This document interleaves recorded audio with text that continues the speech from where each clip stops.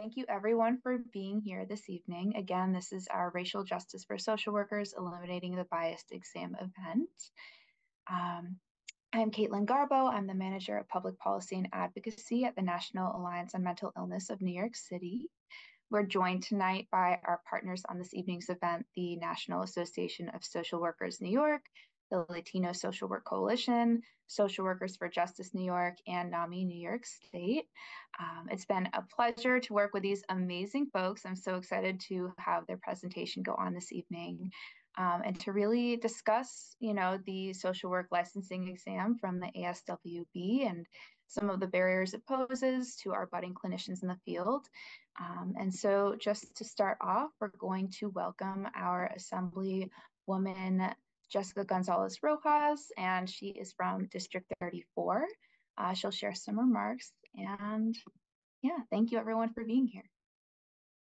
Thank you so much, Caitlin. Hi, everyone. It's good to see you all. I know so many of you. I'm scrolling through the many screens. First of all, thank you all for having me and for hosting this really important webinar and conversation. So my name is Assemblymember Jessica Gonzalez Rojas. I use she, her, ella pronouns. I represent one of the most diverse districts, not just in the city, not just in the state, I would argue the world. We speak about 200 languages, and I represent neighborhoods like Jackson Heights, East Elmhurst, Corona, Woodside, and Astoria in Queens.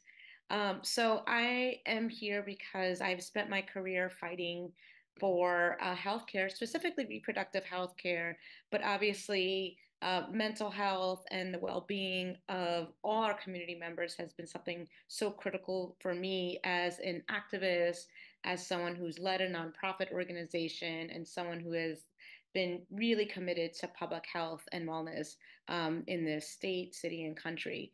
And I was so proud to have my first bill be introduced in 2021 when I started in the New York State Assembly, be a bill that would require mental health professionals in every single school district in New York. In New York City, we have a good number of mental health professionals, but we're actually losing quite a bit of funding to support them here in New York City. But there's parts of New York State that do not have a single health professional, mental health professional, whether it's a school psychologist or a social worker or a school counselor in certain districts in the state. So that was my very first bill that I introduced. So the issue around mental health and wellness, particularly around our young people, and then expanding the mental health workforce has been something really, really personally important to me. I want to give a shout out to my Chief of Staff, Brian Romero, who many of you know, who is a social worker and quite an activist and has taught me a lot about this field. So I'm very much inspired by his work, and I've met so many of you through him and so many of the groups that are at the forefront of fighting for issues relating to mental health and wellness, and again, building the social workforce. So one thing that we know is that there's not enough social workers that are in the state to meet the mental health needs in our communities. And I'm really proud to introduce a bill that's numbered A5291 that would seek ways to ensure that we have social workers in the field and eliminate quite a number of the barriers that exist for social workers to get licensed. The Association of Social Work Boards, the ASWB,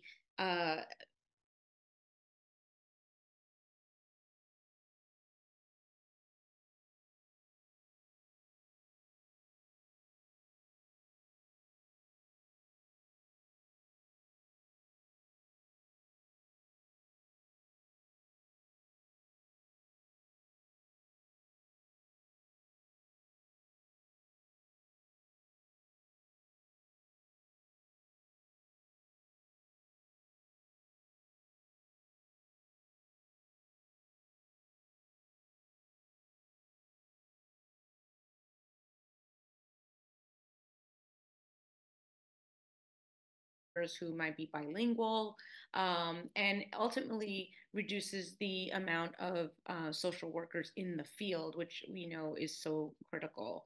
So I was really proud to introduce the bill that would eliminate the exam as part of the licensure. Now, I want to be very clear that it doesn't eliminate licensure. It doesn't change anything about the LMSW, except that an exam is required. You still have to do a robust program, a robust master's program. You still have to do 900 hours of supervised field work.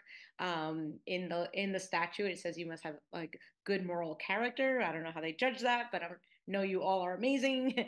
But there's certain requirements that still remain, and it doesn't eliminate licensure at all for the LMSW, but it just eliminates the exam. And again, the data shows that this exam has been quite an issue for passage for so many people. There's many states that never had an exam as part of the licensure. And we spoke to colleagues in Illinois that shared that they recently passed a similar law that when the law was passed, there was immediately 3,000 more social workers in the field providing the vital services that you all provide. So the need is there, and we want to eliminate these barriers for those who fail. We found that they're spending more money and more stress, and it doesn't make them better social workers to take this exam. It's all the training, all the education, all the field work that you're all doing, which make you incredibly competent and effective social workers. So I carry this bill with Senator Samara Baruch, who's amazing, and she chairs the mental health committee in the New York State Senate, and she's such an incredible champion. And again, we've been talking to advocates and leaders in other states to learn how they've addressed this issue, whether they never had the exam as part of their licensure or that they repealed it, and what the impact of that was. So it's been all very exciting. And we've been seeing other states and places like the District of Columbia, DC, introduce similar legislation. So we're on the precipice of something really exciting. And again, hopefully getting more folks out in the field and reducing this barrier that is this exam that's proven to be quite a biased exam. Many deans of universities have been really supportive of this. Many of you have been champions of this. We've done presentations and conversations and press conferences. And really, I just want to thank you all for your leadership and your partnership in this fight. We're in this together. So thank you so much. And I hope you have a wonderful rest of your webinar today. Thank you so much, Assembly Member. And we will be getting started on a presentation shortly. First, I'm going to pass it off to Matthew Shapiro from NAMI New York State. I also want to quickly just make a recommendation that if you have any questions, anything that comes up for you in the chat, we're going to have a Q&A at the end after the presentation. So you're welcome to put that in the chat if you'd like. You're welcome to wait until the end and put it in the chat, but we will be marking down, anything people would like to know. But your questions may be answered like throughout the presentation. So thank you. So I will pass it off to Matthew. Well, thank you, Caitlin. Good evening, everyone. I'm Matthew Shapiro. I'm the Senior Director of Government Affairs for NAMI New York State. First, I want to thank Caitlin for all her hard work putting this together and kind of heading it up from the NAMI end. Thank you, Caitlin. Of course, big thank you to Assemblywoman Gonzalez Rojas for your leadership on this issue and joining us tonight. Of course, big thank you to our mental health chair and Senate sponsor, Senator Baruch, as well. It's been a real team effort, and it's so needed. We've made so many incredible advancements in mental health and so much to be excited about in this budget, but we want to make sure that everyone's able to benefit from these investments and services, and that everyone is comfortable seeking out mental health services, which can be challenging enough. But if the services that are offered aren't linguistically and culturally competent, it can be a re-traumatizing experience to seek out services that aren't applicable to you. And this is why, we talk about all the time the need to not only expand the workforce, as the Assemblywoman said, but diversify it as well. We need all the different languages, all the different cultures represented. so all New Yorkers can benefit from the investments in mental health services and have services that are most appropriate for them. So we're very proud to be supporting this legislation and working to advance this measure. And for someone who has had a learning disability, has never been a great test taker, and I never feel that tests are the best way to measure someone's intelligence. So very excited to be a part of this, and so happy to have so many great partners in the social work field. And I'm going to introduce one of those partners right now, Dr. Shakira Kennedy. And thank you again, everyone, for attending. And Dr. Kennedy, I hand it over to you. Thank you so much, Matthew. So welcome everyone tonight. I'm Dr. Shakira Kennedy. I am the Executive Director for NASW New York State and also the Interim Executive Director for NASW New York City. I echo all of Senator Gonzalez Rojas as well as Matthew, and just really talking about the importance of this conversation today. And so we've already talked about the idea that we need culturally competent and social workers within the field for addressing the needs of the communities. And currently, the LMSW exam itself serves as a barrier, and it only begins to perpetuate disparities in access to services. The ASWB master's levels exam, it really impacts older social workers. It also impacts people of color. Matthew also talked about individuals that are along the neurodivergent spectrum that we need to be concerned about, in addition to individuals who English is not their first language. So all of this is extremely concerning because those individuals absolutely may possess valuable skills and experiences to contribute to the profession. The exam also blocks their trajectory, their professional trajectory, and it also deprives communities of much needed support, and also undermines the principles of social justice and also competence. Considering the troubling revelations, it is imperative that we critically examine the role of ASWB as our gatekeeper to the profession. Can we trust an organization that does not fully honor the values and principles of social work to determine who can participate in the field? So I am going to echo once again, Senator Gonzalez Rojas. We are not looking to eliminate licensure. What we are looking to do is to remove the first level exam, which is the ASWB LMSW exam. Thank you. Wonderful. Thank you so much, Dr. Kennedy. All right. So I also just wanted to acknowledge Jackie Mondros. Hi, Jackie. Jackie, Dr. Kennedy, and the rest of the wonderful folks who are our partners this evening will be around to answer some questions after our presentation. But for now, I will get started with our slides for the evening.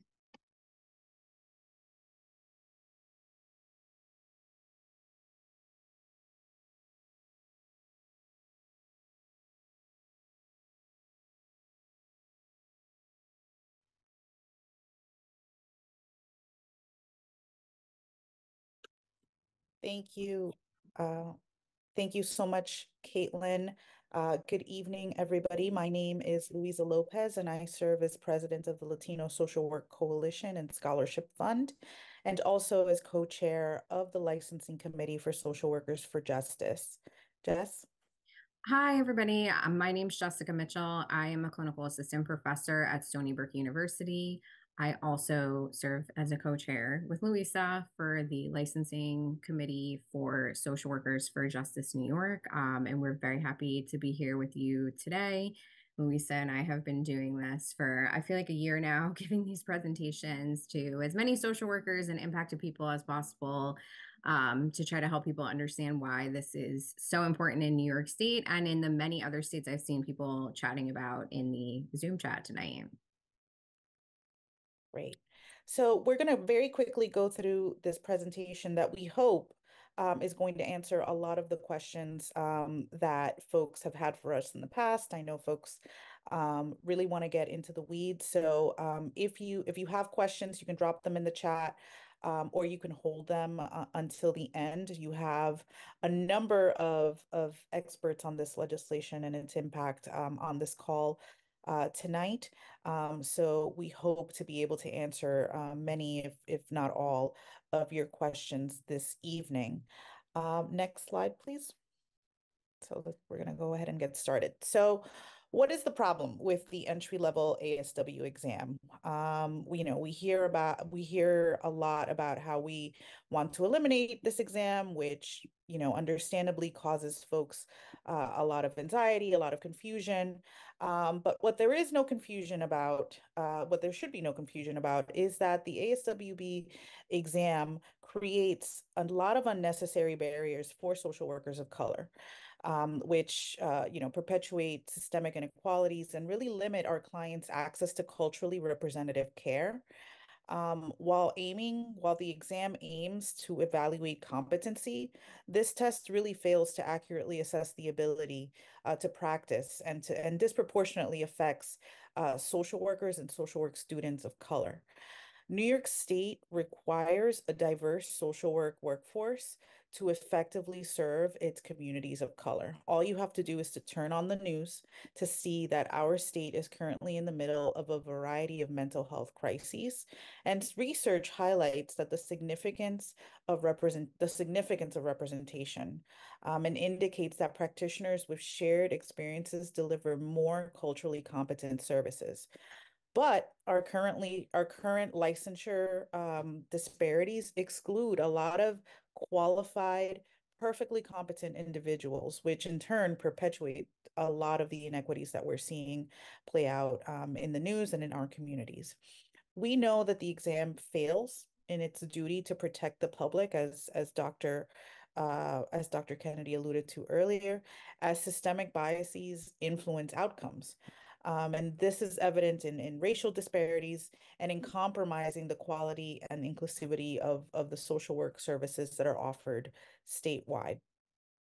The exam requirement in New York State obstruct both the professional growth of qualified social workers and the equitable delivery of culturally sensitive care to underserved communities. So dismantling this barrier and eliminating this exam is truly essential for fostering a more just and effective social work landscape for New York State. Next slide. So the licensing campaign started last year. And if you could go to the next slide, you'll see the two bills that have been introduced in New York State. So we need the Senate and the Assembly to both pass the same bill in order for it to be sent to the governor. You can go to the next slide. We are not the first state to do this. So there have been 4 states that have done this. ASWB released its pass rate information broken down by, demographics and some other information in August of 2022. And right before that, Illinois and Rhode Island both changed their licensing laws. And after that, Utah and Connecticut also have. So in Rhode Island and Connecticut, they have temporarily put the exam on pause. So anyone who wasn't licensed before or is graduating soon will be able to apply for licensure without taking the exam. But that is supposed to sunset soon, in both of those states. Rhode Island specifically told us that they wanted to give themselves time to see if they could come up with a better exam, because ASWB has not wholeheartedly been working on that. And then Utah and Illinois completely eliminated permanently the need for an entry-level exam. Illinois actually took it one step further after they eliminated the need for an entry-level exam, and realized that it had worked very well, that not only did it increase the number of available social workers in the state because people were applying for licensure without having to take the test, that there was no corresponding increase in ethics complaints against those social workers, that they actually went one step further and they they created an alternative pathway to the LCSW. So if you fail the LCSW exam in Illinois, you can practice for an additional 3 years under an LCSW or other qualified mental health professional, and then you can get licensed without having to retake the exam. So you don't have to pay for it more than once at this point. And if you take it and pass it, then you're just licensed, which is great. So there are several other states, including California, Oregon, and Michigan, all pretty big states that have never required an entry-level exam. This isn't new for them. They don't have to do anything to change this because they just haven't had one in the past. And there are currently 18 other states working on this type of legislation that would eliminate the need for a licensing exam, but not eliminate the license itself. And I saw some people talking about that also, but DC is one of those places. But there are a lot of places that are considering what to do and what next steps to take because the exam isn't working. It's keeping people out of the profession. And it's also, as you'll see later, costing people a lot of money. You can go to the next slide. So as many people have said before, but I'll just reinforce it, we are looking to get rid of the LMSW exam in New York. It doesn't have anything to do with the license itself. The license will still exist. And everyone would still continue to need to meet the other requirements. And just, for the sake of emphasis, everyone who goes to an ASW or CSWE accredited social work school in New York State has to complete 900 hours of supervised field experience prior to graduating. So we know that there is a certain level of competence in social workers once they graduate from their programs, because in addition to the internship requirement, they also have to take certain classes and meet certain competencies before they graduate. So this all will continue to have to be done. This isn't a free-for-all. It is just eliminating the need to take what has been realized for a really long time, but backed up with data from ASWB themselves, a really biased exam before you try to get, before you get licensed in New York State. You can go to the next slide. So these are just the licensing requirements that exist. You have to be of good moral character. You have to be at least 21 to get licensed in New York. And then again, the educational requirements, the 900 internship hours. And you also in New York have to complete a training, at least one training on reporting child abuse and maltreatment in New York State. So you can go to the next slide. Thanks. So here we just wanted to really drive the point home on the numbers of what expanding the social work mental health workforce in New York State actually looks like. And you'll forgive me, I don't have my glasses on, so I just have to get a little bit closer. Okay, so we know that 75% of mental health services are delivered in New York State are delivered by social workers, and that 80% of the clients are clients of color. The social work workforce is not large enough and diverse enough in order to serve these people in a culturally competent way. And the biggest obstacle to increasing the size and diversity of the New York State social work workforce is this exam. 51% of Black graduates, social work graduates, and 38% of Latino graduates do not pass compared to 12% of white graduates.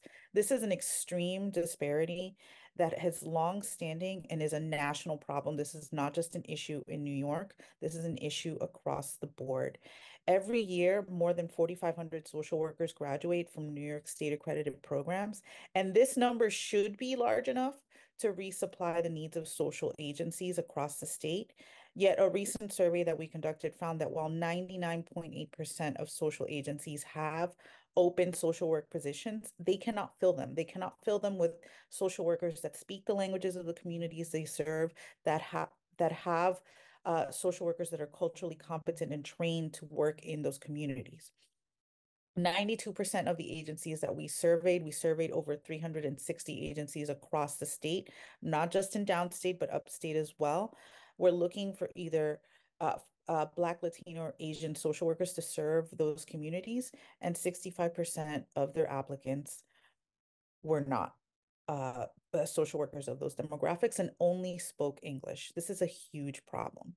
It is a huge problem. And Luisa, I just want to add too, being working at a university, I see how a lot of the agencies, because they don't have the staff to fill these needs, especially the need for Spanish speaking social workers, they're trying to fill that need with social work interns by only taking interns that speak Spanish. And this is really problematic because these people are in a training period. They're not there to be your official translator. They're there to learn. But we see that that is what they are trying to do because they have no other choice at this point, because there are not enough social work graduates that are passing this exam that speak multiple languages, especially where I am, the second language being Spanish. Thank you, Jess, and thank you for pointing that out. That's really important as well. So those are just some of the really alarming statistics around this exam and how they have really real world implications for the social work workforce here in New York State. In the next slides, we're going to show, and please don't take our word for us. There are very smart people across the country that are doing really incredible research on the effects of this exam and how biased and discriminatory it is against social workers of color. And we're going to let you hear from them in the next slides. Can we go to the next slide, please? You're going to be hearing in the next slides from two experts, Dr. Matt DiCarlo and Dr. Mary Nenow, both from Open Social Work, who have spent quite a bit of time looking at the ASWB pass rates and the discrepancy, the racial disparities within the exam and the effects that they have on the social work workforce. Next slide. So this is the question that we get most often, and I can see a very robust conversation happening in the chat right now about why ASWB doesn't just fix the exam. Caitlin?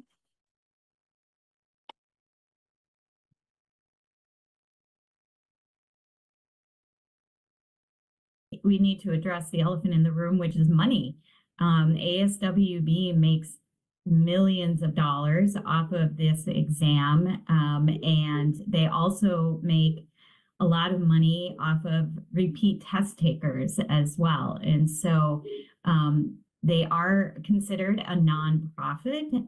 They're a membership organization, so every state board pays money to be a member of ASWB, and then many states also use the ASWB exam. It's listed in their licensure laws, and so it's an incredibly integrated exam that has had a lot of money. It makes a lot of money for the organization. So I think that we always, as social workers, we always have to look at where the money and the power is when we're trying to address injustices.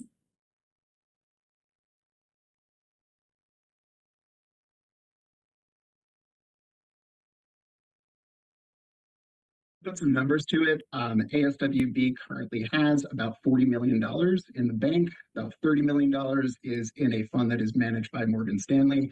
About $10 million is spent on examination defense, not necessarily examination improvement. And as Mary talked about, the number of repeat test takers is now larger than the people who are taking the clinical exam for the first time. And so what you have is this very large educated but excluded body of social workers who have passed a very rigorous graduate curriculum, but who are nevertheless unable to join the social work workforce because if they don't pass this exam, they get kicked out. They can't do licensed practice and they may get a couple of more attempts. They have to keep paying and keep coming back. Yeah, it's not a great situation. So ASWB, as you can hear from those who are researching this every day, has a ton of money in the bank and is more money now off of repeat test takers than anything else. So one of the reasons why they don't want to fix this exam is because they are making money the way that it works now. ASWB is a business. It's not a social service organization. It's not an educational institution or an institution of higher learning. They're there to make money. So they have figured out a way to do that. And they're doing that by having people repeat this test over and over again, which is not what we need. We need more social workers out fully licensed in the fields. So this is a workforce development issue. There is very obviously a social work shortage in New York State and really the rest of the country as well. I don't know anyone right now who is in private practice, and most of the people I know that are in private practice are doing it part-time, but there's no one I know in private practice that has any room to take on new clients. And most of the people I know have actually closed even just their waiting lists. And that's just private practice. I mean, when we think about social service agencies, they're never fully staffed to what they actually need, including people who speak more than one language, having people who look like the communities that they're serving, but most of the time they don't even have enough people to manage the cases that they actually have. Most people are dealing with unmanageable caseloads that are above and beyond what is actually either legally mandated or considered, best practices. So communities need social workers who look like them. They need social workers who speak their language. And that is why we need to pass this legislation in New York State. Jess, I also want to add before you go on to the next video, there have been some comments in the chat about, ASWB making attempts to fixing the exam or whatever. They haven't been. That's the first thing. And the second thing is, even if they were, these would be attempts that would take years and years, just like everything else in academia takes forever. In the meantime, we have a real mental health crisis out in the field here in New York. What are we supposed to do? We're just supposed to ignore the fact that folks need culturally competent care while these, attempts at fixing the exam or changing the exam or amending the exam are done. That's unacceptable.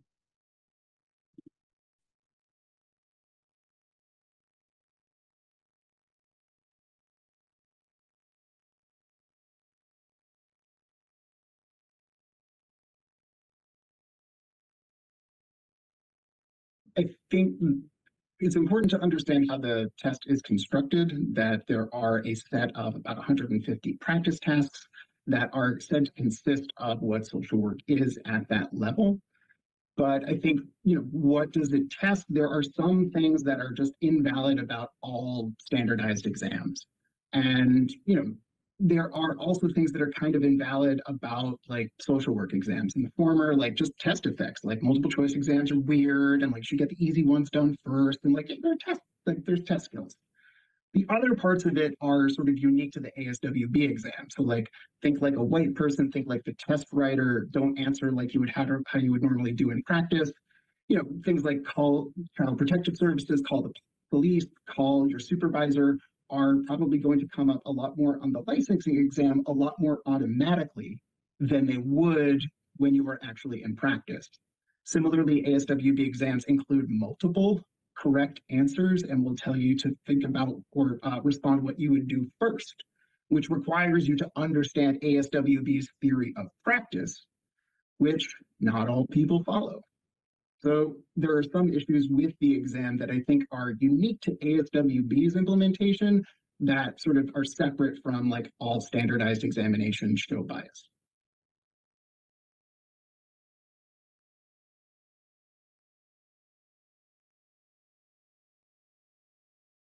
It simply has not been proven to be predictive. So again, going back to what I said before about we had this great increase in the number of licensed social workers who hadn't taken the exam without the corresponding increase in the number of ethical complaints.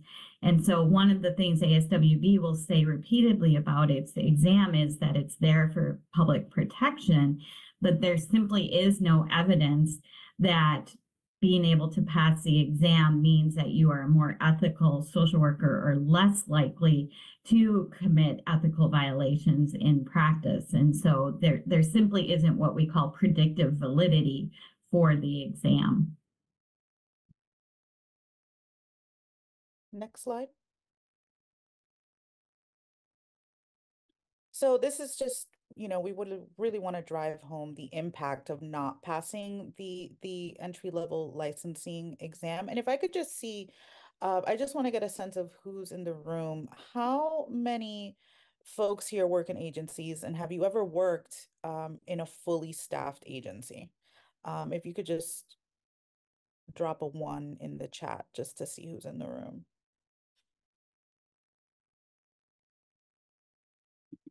Okay. Yeah. So a lot of folks, you know, what happens when there aren't enough social workers in an agency? Those agencies are required to take on more clients and work longer hours. Oftentimes that time is uncompensated. There are longer wait times for services, and some people just don't get served at all. This is what we're seeing across the state, a critical social worker shortage. Increased workload, extending wait times, and unmet needs is something that affects all of us in the communities that we serve. Again, we're going back to the stats that we shared earlier. 99% of social service agencies have open positions that they can't fill. 92% of those agencies are looking for diverse social workers, and 65% of the applicants just aren't. This math is not adding up, and this is why we need the Social Work Workforce Act to pass. Next slide.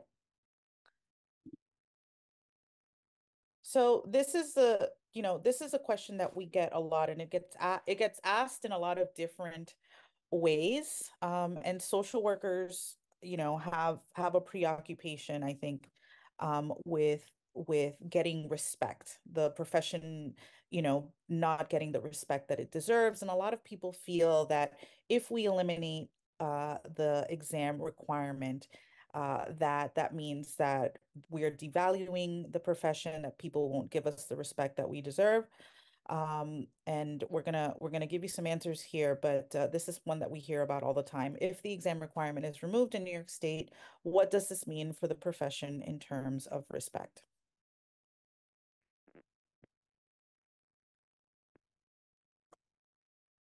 There isn't a lot of evidence that licensure gives us a whole lot, and that licensing exams in particular are an important part of that. I think, what the evidence shows, and this is from an ASWB study that they sponsored and published last year, that licensure may not eliminate lower quality services, but benefit incumbent social workers with higher earnings.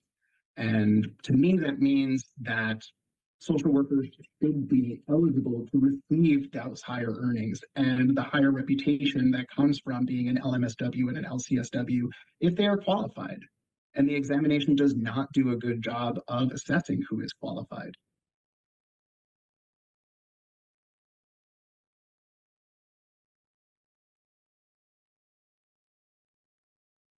Yeah, and we also see this isn't unique to social work, starting to really grapple with this. We see other professions that are looking at alternative pathways. So Washington State just passed an alternative pathway for its bar exam.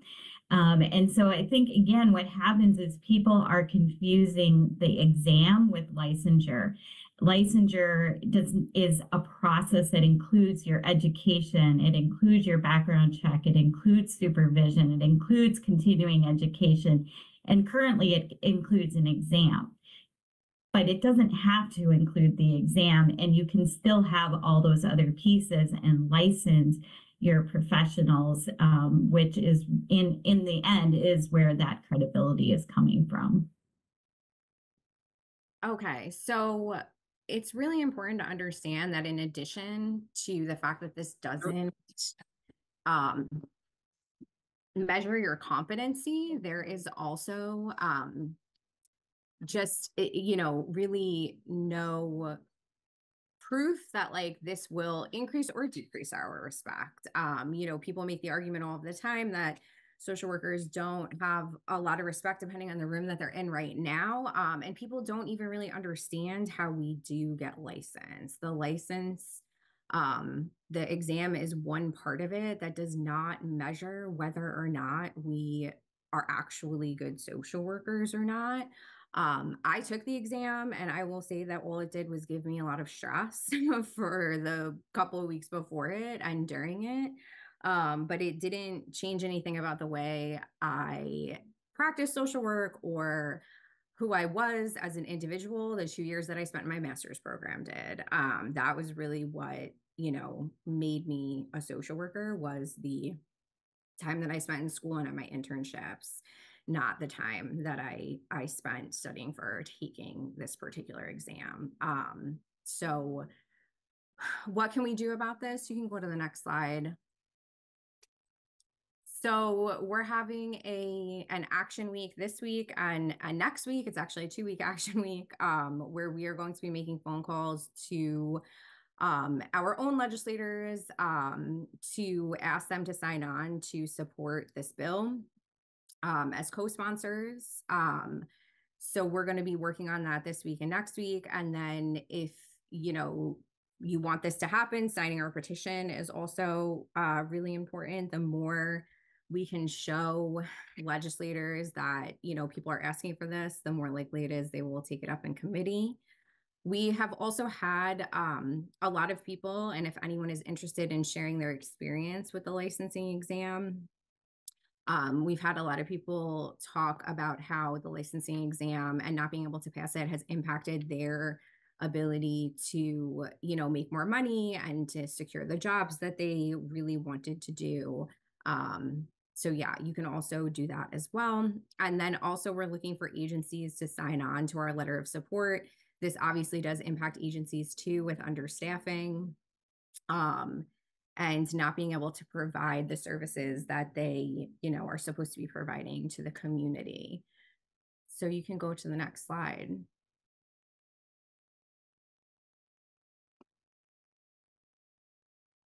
Caitlin, thanks. So we're going to be making a big push this week to call our legislators. We're doing this in the morning. In the afternoon during lunchtime and also later on in the day.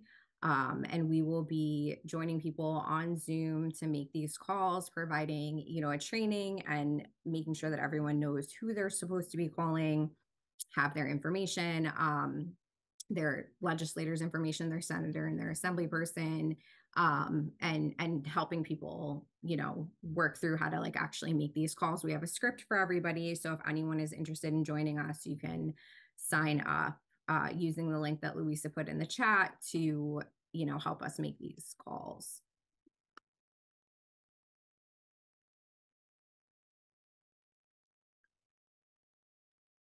If you cannot attend call week, we still need your help. You can call your New York State Assembly member or senator and ask them to sign on to the bill.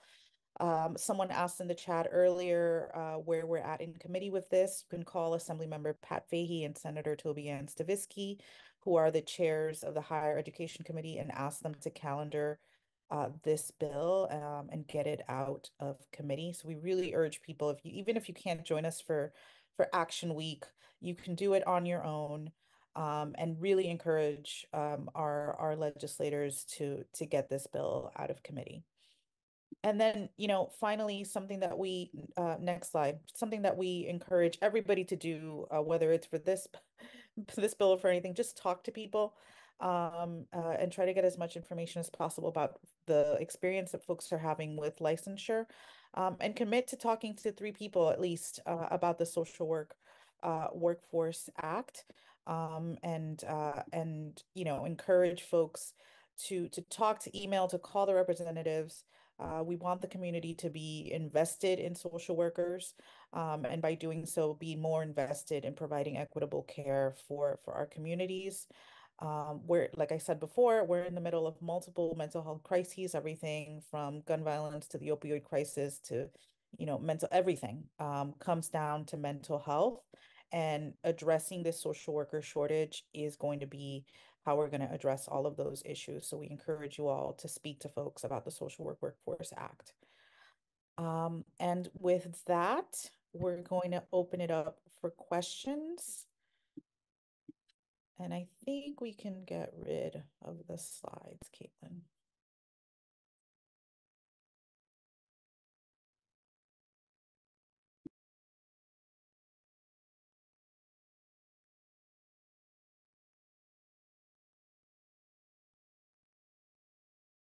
Okay. Does anybody have any questions?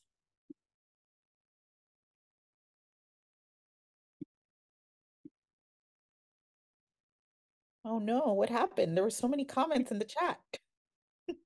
Louisa, can I just answer something that was in the chat a lot? Absolutely. Go ahead, Jackie. So, hi, everybody. I'm Jackie Montrose. I'm Emeritus Dean and Professor and Assistant Vice President of Social Work at Stony Brook University and Interim Executive Director of Social Workers for Justice. You know, a lot of questions came up about why ASWB doesn't fix the exam. And I wondered whether, yes, there is a class action lawsuit. I wondered what we would all do if our own organizations, if we saw in the data of our own organizations that we were not serving as many Black and Latino and Asian people, or our staff was not as Black and Latino, was more white, or if we saw disparities in our own services. I mean, I believe that everybody on this webinar would call together the staff and the board of their organization and say, there's something wrong and we have to fix this, right? There isn't anybody on this call, I'm sure, who wouldn't want to change something with such great disparities. And we really have to think about why over the last 13 years, ASWB hasn't done that. For an organization, a social work organization, not to have sat down and said, what do we do to fix it? To bring in their partner organizations like NASW and CSWE and NASWB and say, let's sit down and fix this exam. There's something going on. And New York cannot afford this. We cannot afford to continue to have basically a white workforce in a state that is so diverse. I really hope you will follow what Jessica and Louisa said and come to our call days starting tomorrow at noon, and then tomorrow at 4:30, this week and next week. We hope you'll go on Social Workers for Justice /events and join us in making these calls. New York just has to be better. I've seen some stuff in the chat too about education, and I think it's really important to understand that the three things that are most likely to impact your ability to pass this exam are your age. So the older you get, the harder it is to pass the exam. Your race. So if you're white, you're significantly more likely to pass this exam. And if you speak more than one language, that hurts your chances of passing it. These are things that we can't educate out of students. These are demographic, characteristics of individuals that make it more difficult, because the people who are writing these exam questions are not necessarily educators. They're typically older white women who are social workers. So they're writing from their own lived experiences, which makes it easier for younger white social workers to pass the exam. The advice that I got when I was a student to pass this exam was to forget that I had ever worked in the field of social work, to forget everything I had learned at my internships, to answer the questions asked based on the textbooks that I had read, not any experience that I had in the real world, to completely forget everything I had done in the real world. That was the advice that was given to me. And it worked really well. I put myself in like a mental space to do that when I was taking this exam. As a person who's not great with standardized tests, I've, failed most of the available ones that you can fail. But I put myself in that headspace of like, I'm not a social worker. I didn't do anything, I didn't have an internship while I was in school, and took the test that way. And that's how I passed. That's not reflective of the education that we are expected to give to students, or that they receive, when a big chunk of their education is their internship and hands-on learning. And you're supposed to just forget that to pass this exam. It's really crazy. So you know, education, again, like it's not the professors in your classrooms that are writing these exam questions. The education aspect of social work and this test in particular are completely disconnected from each other. This is a separate organization that just writes these test questions and gives them out and has been for years, and it's not working. And it's not any individual person who fails this exam's fault. It is the fault of the test writers for not doing anything to fix this glaringly obvious issue that they've known about for years and haven't done anything about.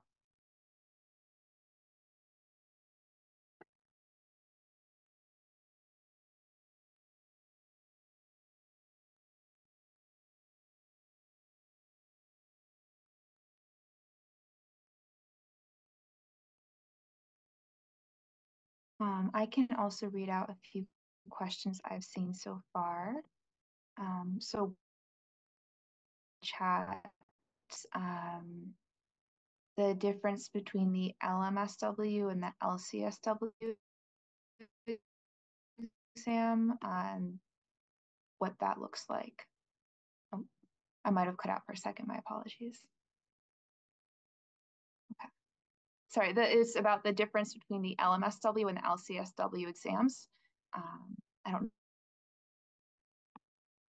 So the question, I believe that was shared was why does the bill seek to eliminate the exam only for LMSWs and not LCSWs? So the LMSW license in New York State is not for independent practice. So the reason why you license professionals is to protect the public. So not anybody with no education or training can hang a shingle and say, I'm a therapist, I'm a social worker, I'm a doctor, I'm a teacher. That's why we have licenses, so that the public knows that New York State has said that you are qualified to be in this profession, to claim you're in this profession. The LMSW doesn't allow you to practice on your own. So for 3 years after you get the LMSW, you have to practice under another qualified licensed mental health professional, whether that's an LCSW or a psychiatrist or a psychologist. They have to do supervision with you, sign off on your hours, and then you need to take, in New York, another exam. So there's little risk to the public in getting rid of a biased test. So this was the first issue that we decided to work on. The test for the LCSW also has its problems, and we need to work on that next. But if you can't get the LMSW, you can't start building your LCSW hours at all. So this needed to be dealt with now, so that people can get licensed and can start working towards their LCSW. And we can work on that problem next. There, as has been pointed out in the chat, there are many issues with professions. And we do need to work on all of them, but this needs to get done now. There are people who are graduating and who have graduated in the past who can't work in their desired field and in fields that need them desperately because they can't pass this exam.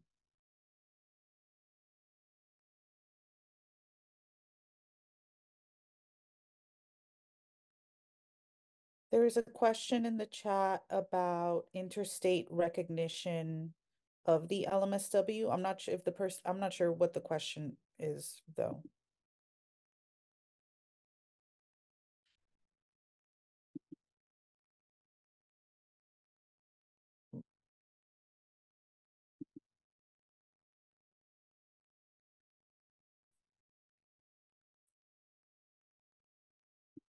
So if someone wants to expand on that question in the chat, we'd be happy to answer it. But Benjamin just asked, is the LMSW going to be valuable once the test is removed? Will employers adjust and require the LCSW? No. No, like it's not the same license. They're two completely different things. That's why there are two of them. And again, as I said before, while employers may end up figuring out that you don't need to take an exam if they pay attention to the news, most people don't even know the steps that it takes to get a license, this doesn't it doesn't impact anything. The license is still the license, even if the test isn't there. Yeah, just to add to that, Jess, Louisa and I were on a Zoom with the Mayor's Commission, one of the Mayor's Commission for Community Health. They are responsible in New York City for, as you know, as most of you know, for most of the mental health services to the homeless population. And they can't hire social workers. And that's why they got interested in this bill, is because they are not able to staff up in a crisis situation in New York City. And that's tried all over the state. That's duplicated upstate, downstate, big cities, towns, and especially the rural areas where the opioid crisis is so devastating. So yes.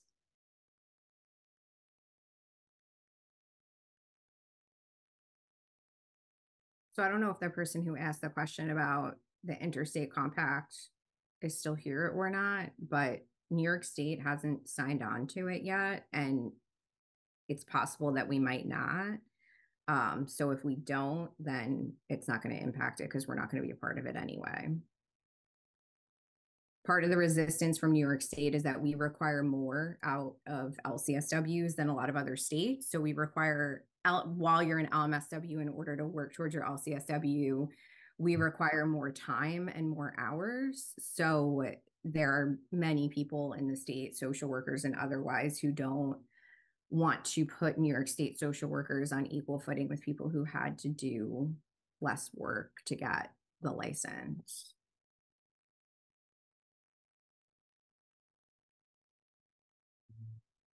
Which, when you think about it, bodes well for, for folks that are concerned about, social workers that are potentially unqualified getting licensed by eliminating the exam. That's not a thing. Our preparation surpasses what goes on in a lot of other states.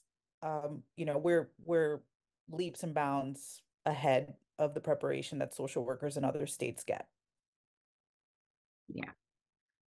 So someone asked the question, if the exam is eliminated, would social workers who meet all the requirements then become LMSWs, or would they still be MSWs? So you do, because it's a license, there's no automatic licensure. If you currently have an MSW with no license, or if you graduate in the coming years with an MSW, then you would have to apply to New York State, and so you don't have to pay the fee to take the exam anymore, but you do still need to pay the license fee to New York State, and then they will send you their license. So nothing is going to be automatic. You would have to take the initiative to contact New York State and say, I want a license. And go through the process. Yeah. And prove, all of the things that you had to prove after you graduated, that you took your 900 hours, that you have good moral standing, that you're over 21 years old, and that you went to a CSWE accredited program. What is the next step if these bills do not pass? As Jackie said, we keep working. Passing any kind of legislation in New York State is often a multi-year endeavor. It takes a long time to do anything in New York State legislatively. So if it doesn't pass this session, we're going to keep at it. As both Jackie and Dr. Kennedy have said, this is really an equity issue. This is a social workforce issue. That has very real impacts and effects on the communities that we all serve. And we have to keep at it. This is not something that is just going to go away. And as I said before, we can keep asking ASWB to fix the exam, to change the exam, to do what they should be doing, and taking these kinds of concerns into consideration, or we can do something about it. And that's what we're about. So, we can keep knocking on a door that's never going to open, or we can mobilize, we can talk to other social workers, we can get on these calls, we can go up to Albany, we can knock on all the doors that we can and get this passed ourselves, because this is not just an issue that's a social workforce issue. This is a social justice issue. It's a social justice issue for the communities that we serve, but for us, for ourselves. We worked really, really hard to become social workers, and social work education is not cheap. Folks are going to be in debt for a really long time, until the end of their lives, probably paying for their social work education and for their degrees. And we want to be able to use that degree. We want to be able to use our education to serve the communities that we set out to serve. And in order to do that, we need to eliminate all unnecessary and arbitrary barriers to that. And this exam is certainly that. So, not seeing any further questions, Caitlin, I am going to pass it off to you. Wonderful. Thank you so much, Louisa. And I don't know if anyone wants to share, like, if somebody did have another question or something they wanted clarified, is there like a way to contact or get involved that way? Certainly. So if there are any questions that folks have, and if anything comes up after this presentation, please let us know. info@socialworkersforjustice.org. Thank you, Jackie. Also info.naswnys@socialworkers.org for NASW. We're here to answer your questions. If you want to work together on this, please join us for Social Work Action Week this week and next week. And again, I'll reiterate, if this does not pass this session, the work continues next session. For those that do not reside in New York, can they still participate in call week? Absolutely. Absolutely. Absolutely. Especially if you come from a state that doesn't have an entry-level exam like California, right? So that this works. That this is a boon for the social work community and for your communities in California. Our legislators need to hear that. Folks are really afraid of taking the first step, of being the first, of, oh my God, what's going to happen? If they hear from folks and from places where this is actually working, that's only a good thing for us. So even if you're not from New York State, please join us for Call Week. We value your perspective and we value you.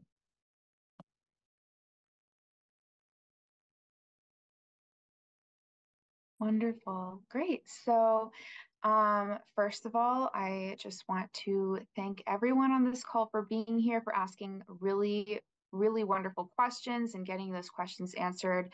We've had a very productive chat on this call. In addition to the live speaking, it's been really wonderful to see all of the support and interest we have going on in the chat. I really want to thank Jessica, Louisa, Jackie, Dr. Kennedy, Matthew Shapiro, Olivia, and all of the other wonderful folks from our partner orgs and coalitions that have been working hard to put on this event. I'm really excited to see all that happens with Call Week and everything else, and hopefully we can see this legislation get passed this session. I have to put in a pitch for NAMI-NYC. If you're interested in advocacy like this, advocacy events, we have an advocacy ambassador program. If you're interested in doing advocacy around mental health, definitely feel free to find us on our website at NAMI-NYC.org. You can also email us at advocacy@NAMI-NYC.org. To get involved. We'd be thrilled to have you apply so you can continue to attend events like this, to go up to Albany, and to keep fighting the good fight for policy change around mental health. So yeah, thank you all so much. Again, if you have questions, please feel free to reach out. This is definitely just the start of a conversation, and as was pointed out earlier, it's so important to remember, this is just one of many barriers and discrepancies that we have, that our clinicians and everyone working in this field are facing. So we want to continue to make sure that we have more representation, more lived experience, just more people who are able to get access and fewer barriers, both on the clinical side and then also on the people who are able to access these resources, having people who look like them, who know them the best, who grew up in their communities. So yeah, again, thank you, everyone. Have a wonderful night. I'm loving seeing this chat. And take care. Be well. Great, Thank you. Anthony. Good evening, everybody. Thank you so much for joining. Thank you, everyone, for joining. Thank you, everyone.